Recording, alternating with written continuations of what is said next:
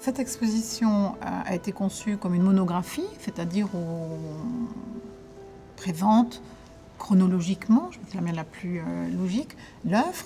Et alors peut-être que par rapport aux expositions antérieures, il y a un certain nombre de travaux réalisés en Espagne qui ont été peu montrés puisque ce sont des œuvres qui ont été retrouvées après la mort de Wilfredo Lam en 82 et qui correspondent à un moment de sa vie qu'il n'avait peut-être pas trop envie de reconvoquer. Je crois que Wilfredo Lam, dans sa vie, dans les singularités de sa vie, est un artiste absolument exemplaire de la complexité du moderne au XXe siècle.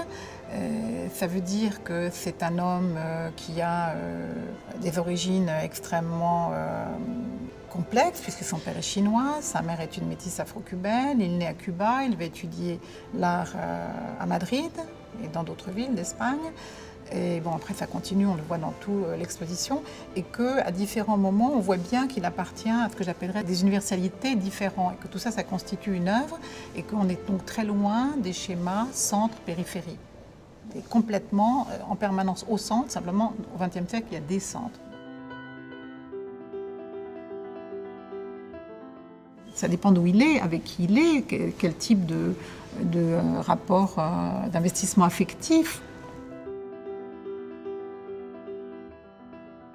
On a une soixantaine de peintures des différents moments de sa vie.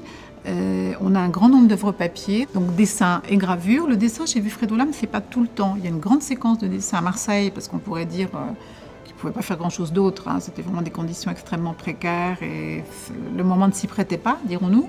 Et puis après, il y a une très belle séquence de dessin aussi au moment du retour à Cuba. On savait que Wilfredo Lam avait fait des gravures, on savait qu'il avait collaboré avec des poètes, mais le livre à quatre mains, le livre, le portfolio, le livre, les éditions rares, par définition, ne circulent pas aussi facilement que d'autres œuvres. Et on a vraiment mis la lumière sur cette part de son travail qui, à partir des années 65, ou fin années 60 en tout cas, on voit bien que la gravure prend le relais et la relève de la peinture, que ça devient son médium de prédilection, que ça devient son espace d'invention, d'expression, que ça l'occupe énormément et qu'il est vraiment en dialogue avec certains poètes qui sont aussi ses amis. Il est très proche de René Char, donc c'est pas « je te fais un petit poème et tu me l'illustres », c'est vraiment un travail à quatre mains. Très long procès aussi de création avec le magnifique apostrophe Apocalypse que nous avons décidé de montrer en entier avec Gerasim Luca.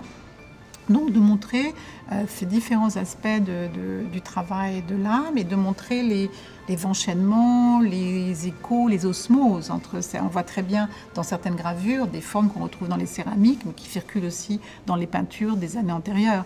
Donc on a essayé de montrer un parcours, les développements d'une œuvre en respectant la complexité et l'organicité du travail de Wilfredo Lam.